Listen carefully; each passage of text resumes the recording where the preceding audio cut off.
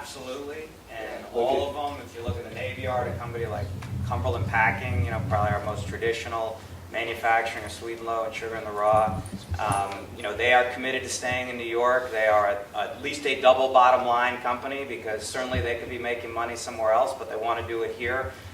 They employ 300 people locally, but you go in their plant and they've got machinery that goes back to the 70s, but they also have computer-generated machinery that they're putting in, and that allows them to increase productivity and keep jobs here. And you see that across the board. There's no question you see it in other industrial parks. So, I think from a policy point of view for the city, you got to keep as many companies like that here as you can. You got to encourage them to modernize, because they're creating the kinds of good-paying jobs that move people up into the middle class and create stable communities.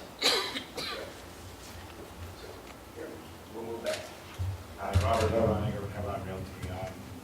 To go to your point about, and everybody kind of addressed this, let's not just talk, let's take it to the next step. Perhaps there could be a synopsis or a takeaway of this that could be produced by your group, by maybe the three of you, so that, for example, we're going to be going to Las Vegas to this international trade show in May. How can we tell this story in a piece? Tom talked about there's things he didn't even know about. I mean, put it all on a piece of paper, as synopsized as possible, get it to all of us so that we can get out there and tell the story. And that's a great story to tell. Thank you. Going back. Hi, I'm Mara Tucker from the Urban Assembly Institute of Math and Science for Young Women, just across the street. And talking earlier about the high school concentration in this area, I would just encourage all the new businesses and the tech companies and people that are doing all these exciting projects here in this area to explore the workforce development piece with K-12 education. We have a wonderful partnership with NYU-Poly, and it's been making a lot of progress, and our students are benefiting tremendously from it. And I think in terms of really taking this population and the residents here and preparing them for these jobs that are going to be available in the future, and as this technology develops, to really think about reaching out to those in the high schools, even in middle school, and working on exposing them to these different opportunities and to the future, basically, of where jobs are going to be going. So, the lady with the green scarf. Good morning, I'm Linda Johnson from Brooklyn Public Library, and what I was about to say echoes a little bit the prior comment, but we're worried about the literacy of the borough, and literacy is being more broadly defined than ever. Obviously, digital literacy is a very high priority these days. You mentioned something about having fitness for tech workers, and I suggest that we make the libraries those fitness centers. Good. We're talking about building an information commons in the central library. We're actually under construction, but I would suggest that we partner in ways to figure out how to bring that out of just one facility. We have 60. So we ought to be figuring out where our facilities should be placed to help you what you're trying to accomplish here. Yeah, I think we have we'd love to talk some more, because we have a great robotics program in 23 of the middle schools and high schools in Brooklyn, and we need more places to do that. So Ben Esner and you can get together and we'll have a great conversation. Yeah, I just want to echo both of those comments. We have to have better programs linking with high schools. We've tried to do some of that at the Navy Yard with Benjamin Banneker and others, and I really hope you'll come down and check out the exhibit we have down there now that demonstrates what these kinds of companies look like today. And we've booked about 5,000 school kids coming through there in the next 7 months, and I think part of it is not only giving the skills, but also inspiring, educating about, here are the kinds of jobs that you could have in the future. And Daniela Romano, who runs those programs for us, is here, and I hope you'll connect with her if you're interested in those kinds of school collaborations with us. So Carl, and then we can move over to Glenn. Two things. One of which is, Tom, Andrew especially, you have in your jurisdictions probably the best pool of potential adjunct instructors for special courses for us. And getting those teachers next to those students in our faculty in that way could do a huge, huge amount for this ecosystem. Yeah, That's one. And then the other was that the one thing that makes me nervous about all of what we're talking about this morning is that top-down will only get you halfway. And if you want to build the creative sector as a constituency, you can get them here, that's one thing, but they're going to expect to be in on it. And everything we can do to collaboratively engage those communities is going to be a big chunk of how good we are at it. So Glenn? Thanks. Jared, just want to point out. Say who we are. Say who we Oh, are. sorry. Glenn Markman from Cushman and Wakefield.